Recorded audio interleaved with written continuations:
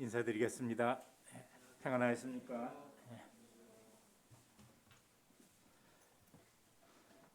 우리 창세기 2장 말씀 함께 펼치겠습니다.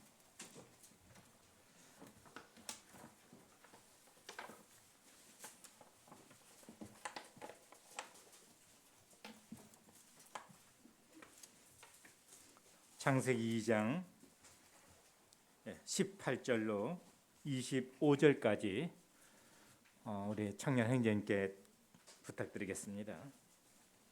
18절로 25절까지 읽어주시기 바랍니다.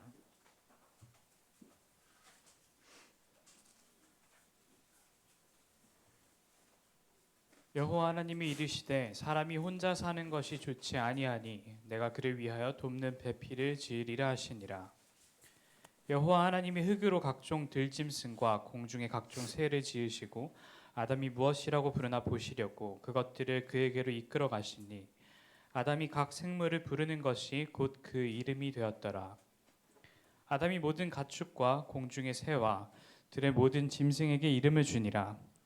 아담이 돕는 배필이 없으므로 여호와 하나님이 아담을 깊이 잠들게 하시니 잠들매 그가 그 갈빗대 하나를 취하고 살로 대신 채우시고 여호와 하나님이 아담에게서 취하신 그 갈빗대로 여자를 만드시고 그를 아담에게로 이끌어 오시니 아담이 이르되 이는 내 뼈 중에 뼈요 살 중에 살이라. 이것을 남자에게서 취하였은즉 여자라 부르리라 하니라. 이러므로 남자가 부모를 떠나 그의 아내와 합하여 둘이 한 몸을 이룰지로다. 아담과 그의 아내 두 사람이 벌거벗었으나 부끄러워하지 아니하니라. 올해 묵동교회의 그 주제어가 뭔지 이미 말씀을 드렸습니다. 혹 우리 가정을 위해서, 또 우리 부부 생활을 위해서, 또 자녀 양육을 위해서, 또 노년기를 보내는 그 노년기 삶을 위해서 기도하고 계십니까?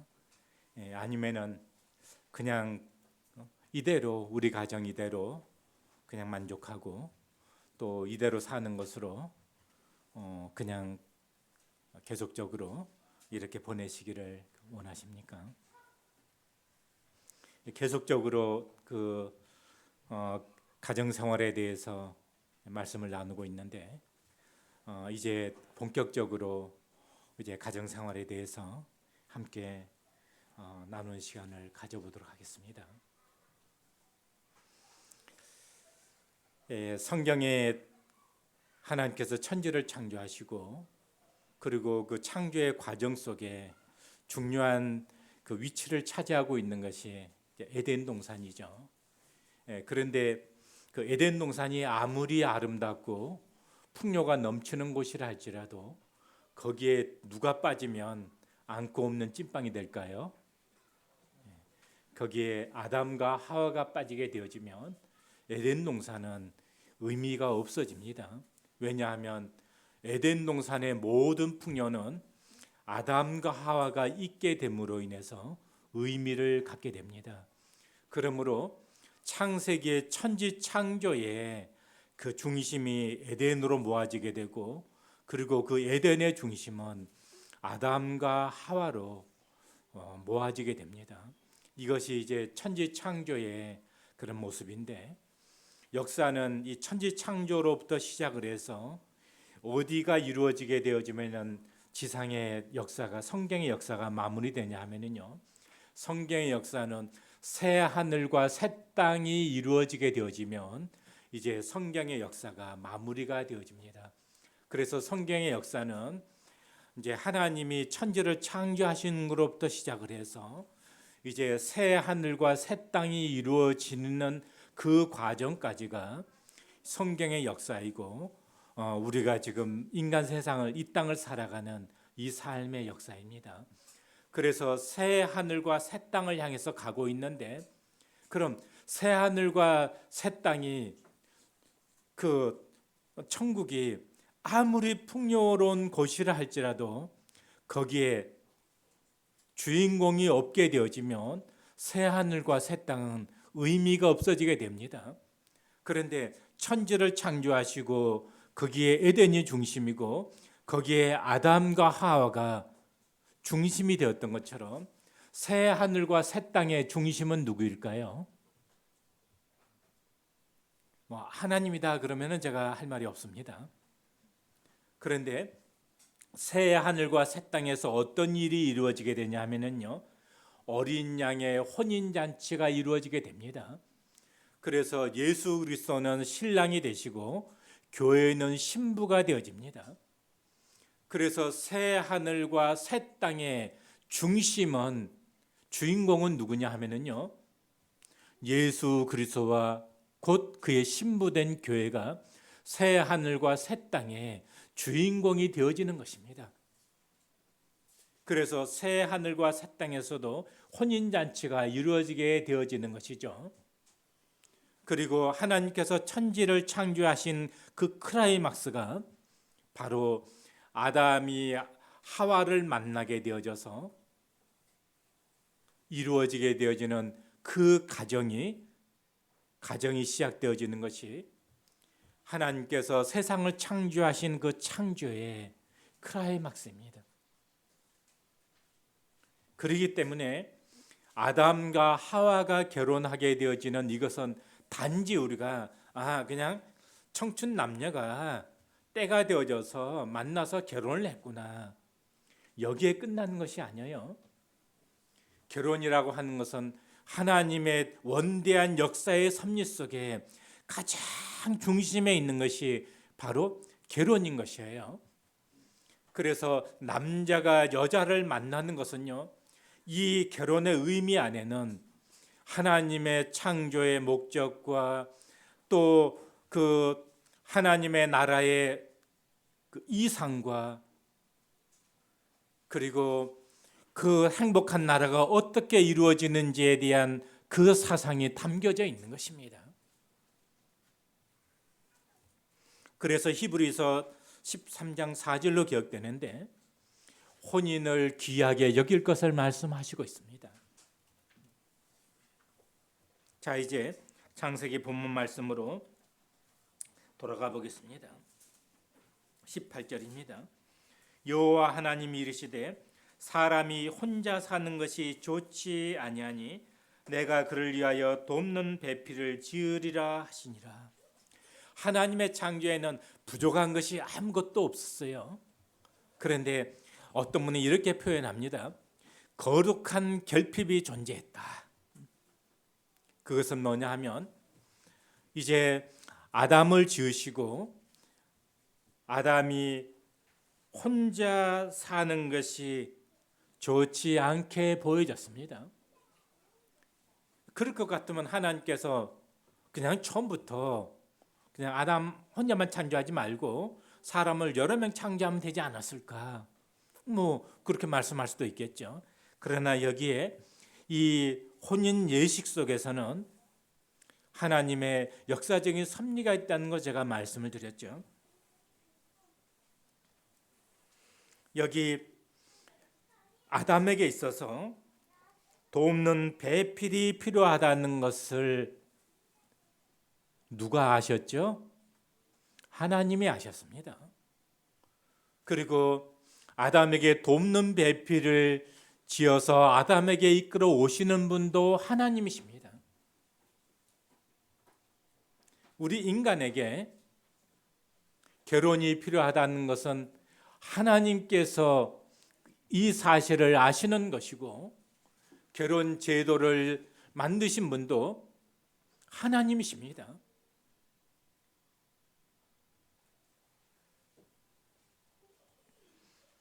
그런데 이제 이 과정을 조금 보시겠습니다. 18절에서 돕는 배필을 지으리라 하시니라. 그러면은 그 다음에 하나님께서 아담을 깊이 잠들게 하시고 21절로 딱 연결되어지면은 문맥이 자연스럽게 연결이 되어져요.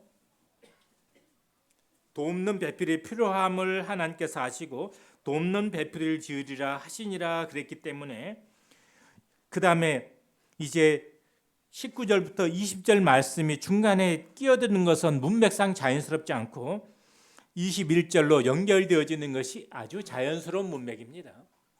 그런데 그 과정 속에서 19절로부터 이제 20절이 들어가 있습니다. 어떤 내용이 들어가 있냐 하면은요. 여호와 하나님이 흙으로 각종 들 짐승과 공중의 각종 새를 지으시고 아담이 무엇이라 부르나 보시려고 그것들을 그에게로 이끌어 가시니 아담이 각 생물을 부르는 것이 곧 그 이름이 되었더라. 여기에는 몇 가지 의미가 있는데 이름을 아담이 지었기 때문에 아담이 주인이다, 주권자다 그런 의미도 있습니다. 그런데 다른 의미가 있습니다.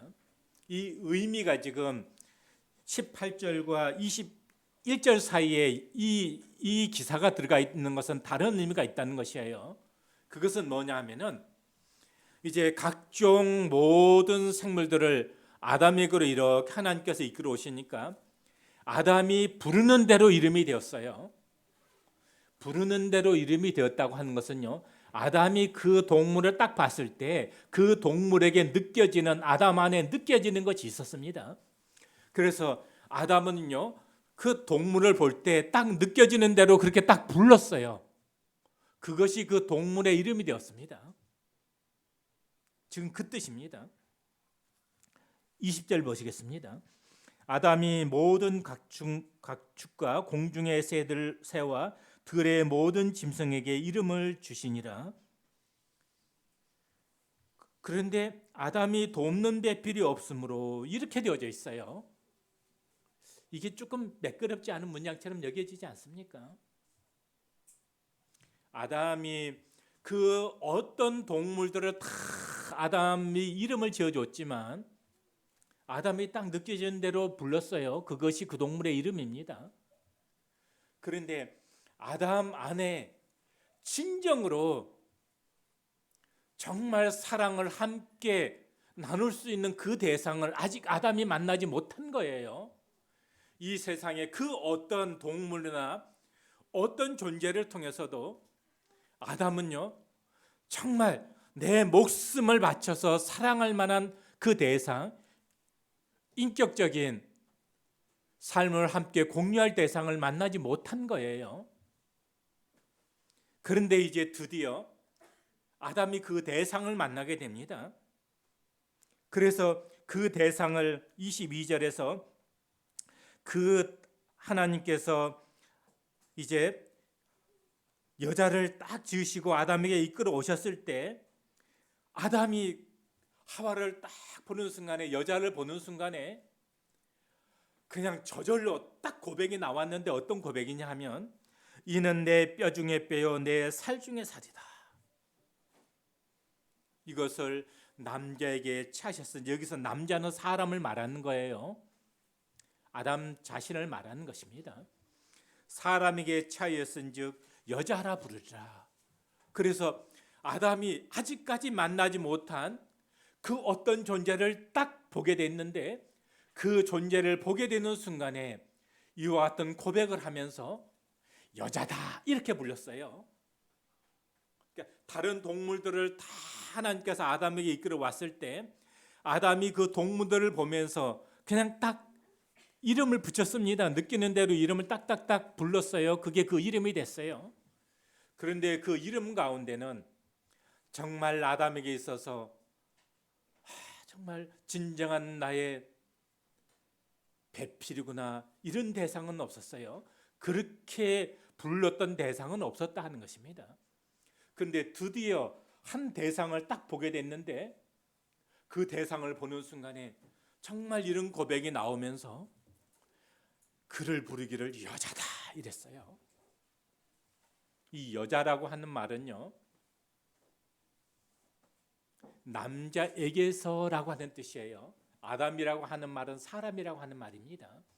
그래서 여자라고 하는 말이요 남자에게서 사람에게서라고 하는 말의 뜻이 여기 본문의 여자라고 하는 뜻입니다. 그래서 히브리어로 이샤 유시 이렇게 발음이 됩니다. 사람 남자와 여자가 그렇게 발음이 되어지는 거예요. 그래서 남자는 사람이라는 뜻이고 여자라고 하는 말은 남자에게서라고 하는 뜻이에요. 다른 말로 하면은요 여자를 보는 순간에 이 여자는 나의 한쪽이구나라고 하는 거예요. 여자라고 하는 말이. 나의 한쪽이다. 그래서 남자 피부가 곱습니까? 여자 피부가 곱습니까? 너무 딱딱한 것 같아서 제가 곁길로 갑니다. 남자 피부가 고와요? 여자 피부가 고와요? 잘 몰라요? 왜 여자 피부가 고울까요? 예. 우리 하인재님이 정답을 말씀하셨어요. 예, 재료가 더 좋기 때문에 그래요. 왜 그럴까요? 예, 남자는 흙으로 만들었지만 여자는 남자의 갈빗대로 만들었잖아요. 그래서 여자의 몸이 훨씬 비쌉니다. 왜 그래요? 비싼 재료를 만들었으니까. 그냥 여담입니다.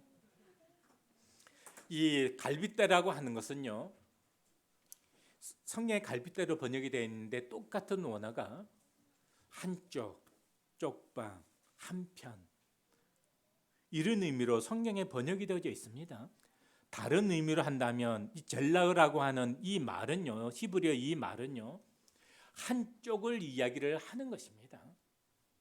그래서 지금 아담이 그렇게 고백을 하는 거예요. 이는 내 살 중에 살이요, 내 뼈 중에 뼈요. 그리고 그를 딱 이름을 붙였는데 여자다. 나의 한쪽이다. 이런 것입니다. 그리고 이제 그 다음에 이어지는 것이요. 23절에 여자라 부르리라 하시고 이름으로 남자가 부모를 떠나 그의 아내와 합하여 둘이 한 몸을 이룰지로다. 이것도 문장상으로 보게 되면 엄청 어색하게 이어진 것 같지 않습니까? 여기 이름으로라고 하는 것은 앞에 문장을 이어받는 것인데 앞에 문장이 이렇게 돼 있는데 이름으로 뜬금없이 그냥 24절에 그냥 딱 이어집니다. 여기서 이름으로라고 하는 뜻은 이런 뜻이 있습니다. 아담은요, 정말 돕는 배필을 만나지 못했습니다. 에덴 동산이 아무리 풍요롭다 할지라도 거기에 아무런 부족함이 없다 할지라도 또 영원히 죽지 않는 곳이라 할지라도 에덴에서 아담의 삶이 정말 행복한 삶이었을까요? 거기는 아직 제가 들어오기 전이니까 죽음도 없습니다. 에덴에서 아담이 지금 제가 들어오기 전에 먹고 살기 위해서 아담이 고생했을까요? 고생할 필요가 없어요. 그냥 주변 둘러보면 천지에 먹을 것이 넘쳐나는데요. 아담이 뭐 추위에 떨었으니까 뭐 옷을 만들어서 해입어야 될 그런 노동이 필요했을까요? 필요 없는 것입니다. 아무것도 부족한 것이 없는 것이에요. 근데 진정으로 행복할까요? 그렇지 않습니다. 그러면은 아담이 혼자 사는 것이 좋지 못하니 이 말이 필요가 없는 거죠. 돕는 배필 필요가 없는 거죠. 그렇지 않았기 때문에 돕는 배필이 필요한 거예요. 우리 인간의 삶에는요, 내가 갑부예요. 부족한 것이 없습니다. 내가 먹고 살기 위해서 노동할 필요도 없이 다 갖춰져 있어요. 또 모든 동물들에게 이름을 딱 붙여줬기 때문에 에덴에서 그냥 다스리고 모든 것에 최고의 이치가 아담이에요. 다 아담 아래에 있습니다. 세상에서 그런 위치를 차지하고 있어요. 부족한 것도 없어요. 그러면 인간이 행복할까요? 정말 그러면 인간이 행복할까요? 그렇지 않습니다. 인간의 진정한 행복은요, 사랑의 대상이 있어서 그 사랑의 대상과의 함께하는 삶 속에 누려지게 되어지는 그 삶만이 진정한 행복 있는 삶인 것을 말씀해주고 있는 거예요.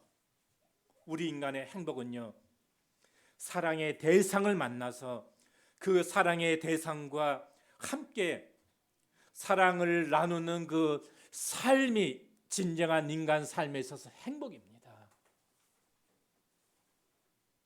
그 사랑의 관계가 이루어지고 있지 아니하는 그 인간의 삶은 행복한 삶이 아니에요. 불편하지 않은 삶은 될 수 있어도 행복한 삶은 아닙니다. 돈이 없으면 불편하고 고생스러운 삶은 될 수 있어요.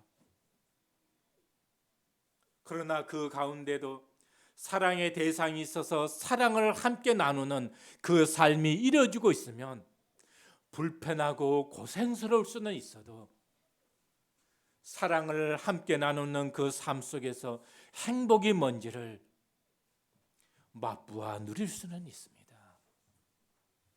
행복한 삶을 원하십니까? 돈이 충족되면 행복하다고요? 명예를 얻게 되면 행복하다고요? 아닙니다. 초가 삼간에 살아도 거기에 행복한 부부가 있고 대궐에 살아도 거기에 행복하지 않은 부부가 있습니다.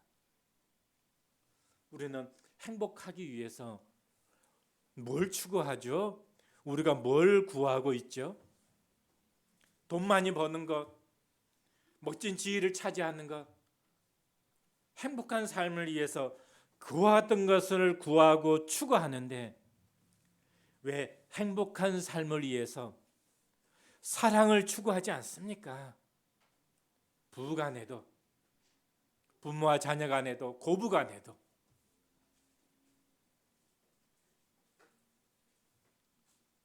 정말 사랑이 이루어지는 그와 같은 관계에 대해서 왜 기도하지 않습니까? 진정한 행복은 그 사랑의 관계 속에서 오는 것인데요.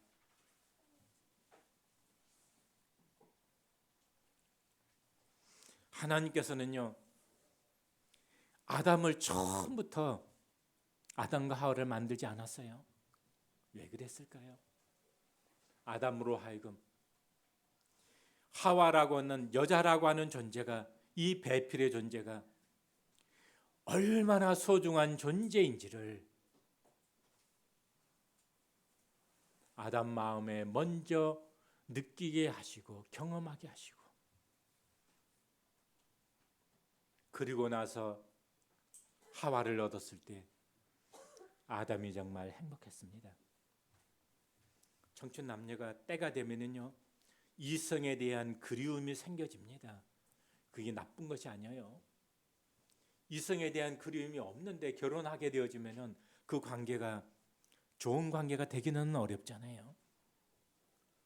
그렇기 때문에 때가 되어지면은 자연스럽게 사랑의 대상에 대한 간구하는 마음이 우리 인간에게 주어지는 거예요. 하나님께서 아담에게 혼자 사는 것에 대해서 배필이 없는 그 삶을 경험하게 하셨습니다. 그 어떤 동물을, 어떤 대상을 만났어도 정말 고백할 만한 그런 대상을 만나지 못한 거예요. 하와를 보는 순간에 아담에게 있어서 바로 그와 같은 고백을 할 수 있었던 대상, 그것이 하와였습니다. 그래서 아담의 고백 가운데는 두 가지 의미가 있어요. 내 뼈 중에 뼈요, 내 살 중에 살이라고 하는 것은요,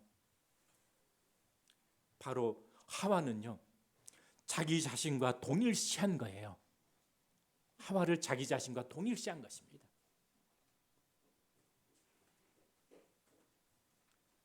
그렇기 때문에 아담의 삶의 모든 의미는요, 하와에게 있는 거예요. 그냥 하와는 자기 자신과 동일시되는 거예요. 우리의 사랑의 대상은 우리에게, 곧 그 사랑의 대상은 나이고, 나의 삶에, 내가 살아가는 삶의 가치이고 목적이고 모든 것 되는 거예요. 하와가 없으면 내가 없는 거예요. 왜? 동일시기 때문에. 우리는 누군가의 사랑의 대상이 있었을 때 그 사랑의 대상이 있음으로 인해서 내가 있는 것이고, 그가 없으면 내가 없는 것입니다. 누구를 위하여 종은 울리나 혹시 읽어보신 적이 있어요? 그게 연인 관계. 그래, 마지막에 이제 그 탑주를 하는데 남자가 총에 맞아서 말에 떨어져서 이제 더 이상 도망갈 수 없게 되었습니다. 여자가 거기서 남자와 함께 죽을 각오를 해요. 못 떠납니다. 남자가 이야기를 해요. 당신이 있는 곳에 내가 있고 당신이 가는 곳에 내가 가는 것이라고. 그래서 눈물로 그 부상당한 남자를 두고서 떠납니다. 왜냐하면 내가 살아있는 모습을 보는 것이 그 남자에게도 행복이 되기 때문에. 그리고 막을 내리게 되는데 그때 종이 울리는 거예요. 누구를 위하여 종은 울리나 라고 하는 그 제목이 그렇게 생겨지는 것입니다. 사랑은 그런 것입니다. 그래서 아담이 하와를 보는 순간에 그렇게 고백을 해요. 아내가 있으므로 남편이 있는 것이고, 남편이 있다는 것은 곧 사랑하는 아내가 존재한다고 하는 것이에요. 남남이 아닙니다. 그냥 하나입니다. 그런데 또 여기 여자라고 불렀는 것은요, 나의 한쪽인 것이잖아요. 다른 말로 하면은 나의 한쪽이지만 나와는 다른 그 존재예요. 나와 떨어질 수 없는 관계이면서도 그러면서도 내 앞에 있는 또 다른 존재, 그게 여자입니다. 두 인격이 하나로 존재하는 것이 부부입니다. 그래서 부부라고 하는 것은요, 두 인격의 존재를 말하는 거예요. 그러나 단수 명사입니다. 물론 집합 명사라고 할 수 있겠지만 부부 둘은 복수지만 부부는 그냥 단수예요. 그러나 그 안에 복수의 인격체가 하나됨으로 존재하는 것이 부부입니다. 그래서 여기 이름으로라고 하는 것은 앞에 정말 사람에게는 누가 필요하다고요? 함께 연합해서 온전하게 되어져야만 하는 그 배필이 필요하다. 그래야만이 온전한 사람이다. 온전한 사랑의 대상이 없는 것은 온전한 인생이 아니에요. 온전한 인생은요, 사랑의 대상이 옆에 있으므로 사랑의 관계가 이루어지는 그 삶이 온전한 인생입니다. 정말 하나님께서 계획하신 행복한 삶 그 자체입니다. 그래서 이름으로는 그렇기 때문에 남자가 부모를 떠나서 그의 아내와 합하여 둘이 한 몸을 이루어야 된다는 거예요. 자, 묻겠습니다. 우리가 결혼을 해야 됩니까? 안 해야 됩니까? 결혼해야 됩니까? 안 해야 됩니까? 해야 됩니다. 그럼 독신에 대해서 이 시간에 제가 독신에 대해서는 다 말씀드릴 수 없습니다. 다음에 시간 되어지면 이 부분 따로 말씀드리겠습니다. 결혼의 필요성을 말씀하신 분이 하나님이시고 또 결혼해야 된다는 것을 말씀하신 분이 하나님이세요. 자, 24절 이러므로 남자가 부모를 떠나 그의 아내와 합하여 둘이 한 몸을 이룰지로다. 이 말씀은요, 여기에 지금 이렇게 말씀하고 있는데 마태복음 19장에서 마가복음 10장에서 에베소서 5장에서 똑같이 이 말씀을 인용하고 있습니다. 성경에 4번 이상 나오는 말씀이에요. 왜냐하면 그만큼 의미가 있기 때문에 말씀하고 있는 것입니다. 나중에 에베소서 5장 보시게 되면요, 이 말씀을 하시면서 이건 비밀이다. 근데 이 비밀은 곧 그리스도와 교회에 대한 비밀이라고 말씀하고 있어요. 그래서 지금 이 장면은요, 그리스도와 교회에 대한 비밀을 담고 있는 말씀이에요. 에덴 동산에서 아담과 하와가 만나는 것은 새하늘과 새 땅에서 그리스도와 교회에 대한 신부가 만나는 것에 대한 비밀입니다. 서두에 말씀드렸죠. 에덴의 중심은 아담과 하와의 결혼이라고, 새하늘과 새 땅의 중심은요 그리스도와 그의 신부된 교회가 만나서 어린 양의 혼인잔치를 이루는, 그게 클라이막스입니다. 그럼 혼인잔치를 이뤘으면 그걸 끝일까요? 그게 아니에요. 사랑의 대상을 만났기 때문에 사랑의 대상과 더불어서 정말 행복한, 사랑이 중심이 되어지는 행복한 삶을 누리는 그 삶의 실체가 이제 쫙 이루어진다는 것이에요. 그게 새하늘과 새 땅에서 이루어지게 될 행복한 삶이라는 거예요. 그래서 우리는요, 구원받은 그리스도인들은요, 바로 예수 그리스도의 사랑의 대상이 되어지는 것이에요. 그러면 사랑의 대상이 되어졌다고 하는 것은요, 그리스도께 속한 모든 부요를, 그 모든 부요가 누구를 위해 존재하는 거죠? 그의 사랑하는 이를 위해 존재하는 것입니다. 아담에게 주어진 에덴의 모든 풍요는 누구와 함께 누리기 위해서요? 그의 사랑하는 대상과 함께 누리기 위해서 주어졌던 거예요. 에덴의 모든 풍요가 아담에게 무슨 의미가 있겠습니까? 사랑하는 그 대상이 있음으로 인해서 그 가치가 존재하는 거예요. 새하늘과 새 땅의 모든 풍요는 누가 있으므로 그 가치가 있게 되어지는 것이죠. 바로 오늘 이 자리에 있는 그리스도의 신부된 교회, 여러분과 구원받은 여러분과 저가 존재함으로 인해서 새하늘과 새 땅의 모든 풍요가 의미를 갖는다고 하는 거예요. 그래서 새하늘과 새 땅은요, 바로 신부된 교회를 위해서 예비된 그와 같은 것이에요. 우리는 그런 소망 가운데 살아가고 있는 사람들입니다.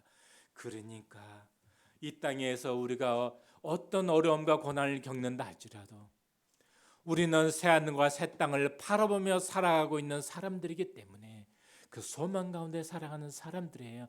우리가 그리스도의 신부다라고 하는 것은 놀라운 거예요.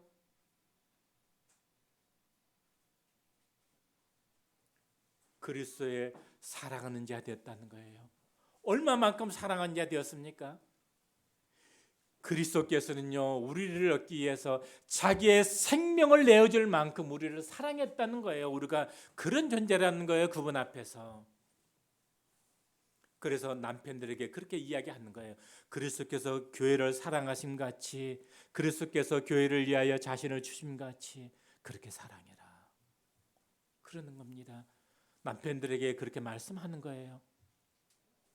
아내들에게 교회가 그리스도께 복종하는 것 같이 그렇게 하라는 것을 말씀하고 있는 것입니다. 부부관계를 제대로 이해하지 못하게 되어지면 우리는요, 하나님의 섭리도 이해 못하는 것이고 새하늘과 새 땅의 풍요도 그냥 피상적으로만 알고 있는 것이에요. 결혼을 제대로 이해하고 부부관계를 제대로 이해하고 부모와 자녀 관계를 제대로 이해하는 것은 정말 하나님의 섭리를 제대로 이해하는 것입니다. 왜 우리가 그분을 아버지라고 부르고 있을까요? 부모와 자녀의 관계를, 섭리하시는 관계를 이해 못하게 되어지면 그것은 그냥 피상적인 그냥 이름일 뿐이에요.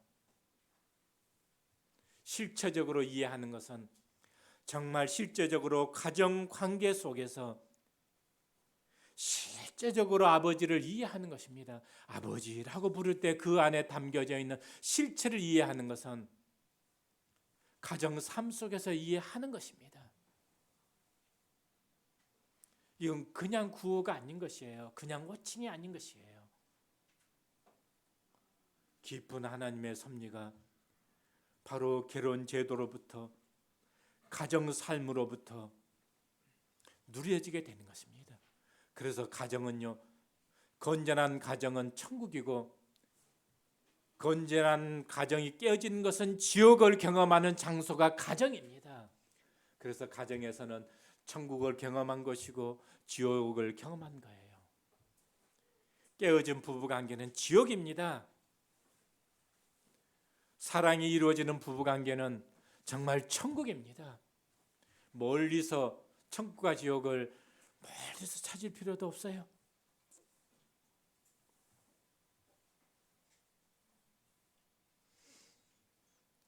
결혼의 필요성을 정말 말씀하신 분이 하나님이시다.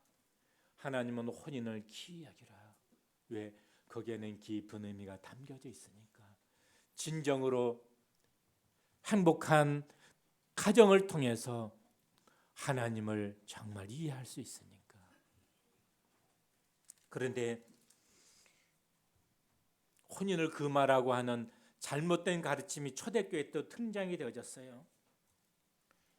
디모데전서 4장 3절 찾아보겠습니다.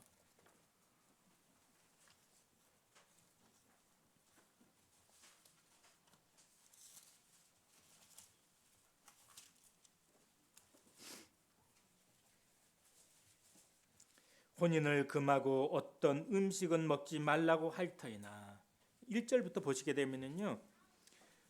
그 미혹하는 영과 귀신의 가르침을 따르게 될 텐데 그 가운데 뭐가 있냐면요. 혼인을 금하며 아마 이때 당시에 영주주의적 영향이 있었다고 사료되어집니다. 그래서 영은 우월한 것이고 육은 열등한 것이고 그래서 영주주의 영향으로 두 가지 극단적인 사상이 나오는데 하나는 금욕주의고 하나는 쾌락주의예요. 여기 지금 본문 상황 속에서는 금욕주의적인 것을 지금 배경으로 담고 있습니다.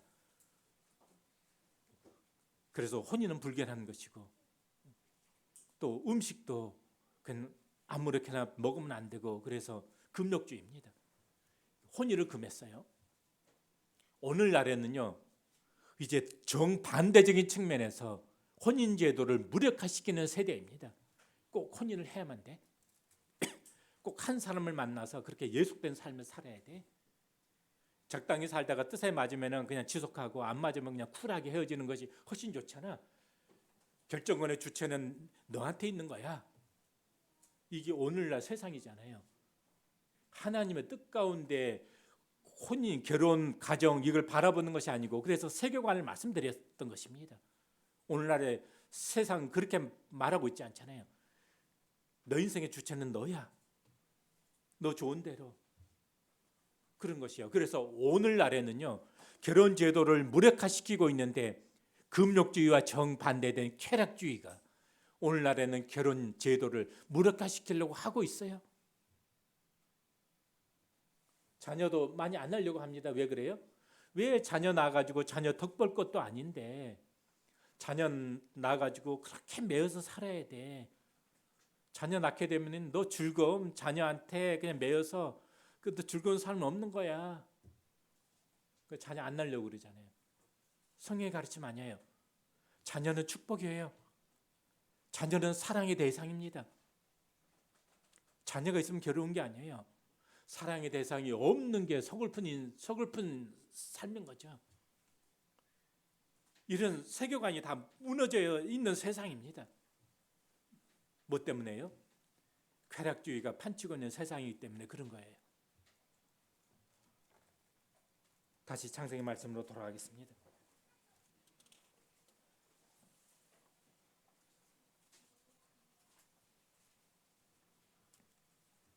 24절 보시겠습니다. 이러므로 남자가 부모를 떠나. 자, 가정이 지금 아담과 하와의 가정이 이루어지는 과정을 지금 말씀하고 있는 거예요. 최초의 부부를 말씀하고 있는 거예요. 남자가 부모를 떠난 거예요. 그래서 올바른 가정이 이루어지려면요. 부모를 떠나야 됩니다. 부모를 떠난다고 하는 것은요. 부모를 버리라고 하는 말 아닙니다. 부모를 떠난다고 하는 것은요. 공간적으로만 떠나라고 그런 말이 아닙니다. 같은 집에 살아도 서로 떠나는 부부가 있고 저 서울과 부산 떨어져 살아도 떠나지 못한 부부가 있습니다. 이건 공간적인 부부만 말씀드리는 것이 아니고요. 정신적으로, 경제적으로 떠나라고 하는 것은요. 독립하라고 하는 것입니다. 그래서 이것은요, 육체적으로, 정신적으로, 영적으로 독립하라고 하는 거예요. 이전까지는요, 경제적으로, 정서적으로, 정신적으로, 영적으로 부모의 관리하에 있었습니다. 그러나 이제는 육체적으로, 정신적으로, 영적으로 부모를 떠나야 됩니다. 떠나려면 어떤 준비를 해야 되죠? 떠날 준비를 해야 되죠. 독립할 준비, 경제적으로 독립할 준비, 정신적으로 이제 더 이상 부모를 의지하지 않아도 당당히 독립되어져 살아갈 수 있는 정서적인 준비, 영적으로 더 이상 부모의 어떤 관리와 간섭하에 있는 것이 아니고 가정을 영적으로 추스려 갈 수 있는 그런 영적 준비, 그 준비를 남자가 해야 되는 거예요. 부모도요, 자녀를 떠나 보내야 됩니다. 그런데 자녀를 떠나 보내지 결혼시켰으면서도 못 떠나 보내는 부모들도 있어요. 그래서 계속 간섭하려고 합니다. 기준을 정해줘서 그렇게 살려고 요구합니다. 왜 부모가 판단해가지고 자녀에게 그렇게 살려고 요구해요?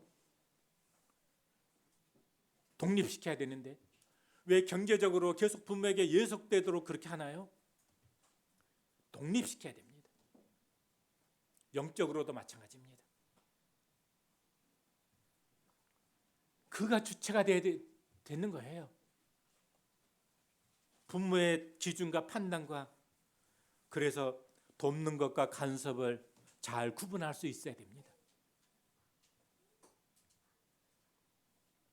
이게 구분 안 되면은요, 부부는요, 독립된 부부로서의 온전한 삶을 살아가기 어렵습니다. 그래서 저도 결혼한 부부, 제 자녀들에 대해서 가급적이면 어떤 얘기 잘 안 하려고 합니다. 왜 그럴까요? 독립된 주체이기 때문에. 그 다음에 떠나는 것은요, 떠나는 것이 목적이 아니에요. 떠나는 목적은 뭐죠? 아내와 합하는 것이 목적입니다. 여기서 합한다라고 하는 것은요, 접착제로 붙인다 이런 뜻이에요. 떠남이 이루어지지 아니하면은요, 이 결합력이 약해져요. 왜냐하면 접착제로 붙일 때 중간에 뭐가 끼어들면은요, 접착력이 약해져요. 그래서 접착제로 붙일 때 중간에 끼어들 만한 그것들을 다 닦아내잖아요. 중간에 끼어드는 것이, 중간에 금박지가 끼어들면 되겠어요? 금이 아무리 귀하다 할지라도 돈이 끼어들어도 안 되는 거잖아요. 중간에 불순물이 없어야 돼요. 중간에 끼어드는 건 다 불순물이에요. 부부 사이에 부모가 끼어들면은요, 부모가 불순물이에요. 부부 사이에 자녀가 끼어들면요, 부부 사이에 자녀를 집어넣게 되면요, 자녀가 불순물이 되는 거예요. 여기서 불순물이라고 하는 것은 뭐 나쁘다, 뭐 그걸 부모는 불순물이다 이래가지고 저 공격하지 마세요. 부모를 불순물이라고 했다고 저 공격하지 마세요. 그런 의미가 아니고요. 부부 사이의 우선순위는 부부예요. 부부가 판단하고, 부부가 결정하고, 부부가 방향을 정하고, 남편에게 있어서 가장 우선순위는 아내입니다. 아내에게 있어서 가장 우선순위는 남편이에요. 근데 부부 삶을 가만히 들여다보세요. 그 중간에 뭐가 끼어들어 있어요. 뭐가 끼어들면은 부부 사이의 연합은 약해지는 거예요.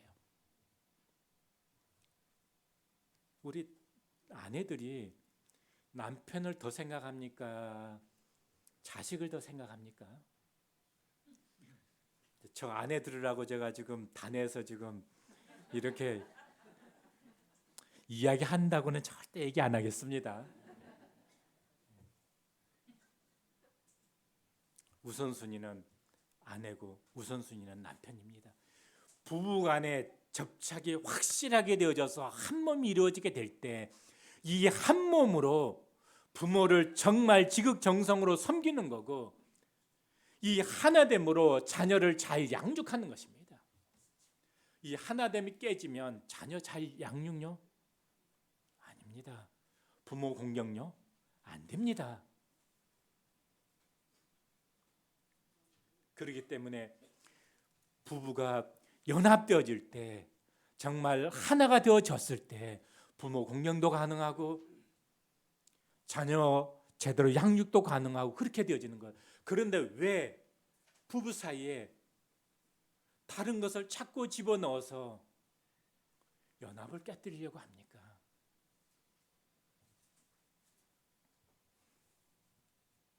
여기 한 몸이 이루어지는 것이, 이것이 연합의 최종적인 이상이에요. 왜? 둘이 하나를 이루는 거. 이게 결혼 생활의 정말 이상입니다. 그럼 하나가 이루어지려면 어떻게 하면 하나가 이루어지죠? 예, 이 부분은 시간이 되었기 때문에 다음 시간으로 넘기도록 하겠습니다. 마치겠습니다.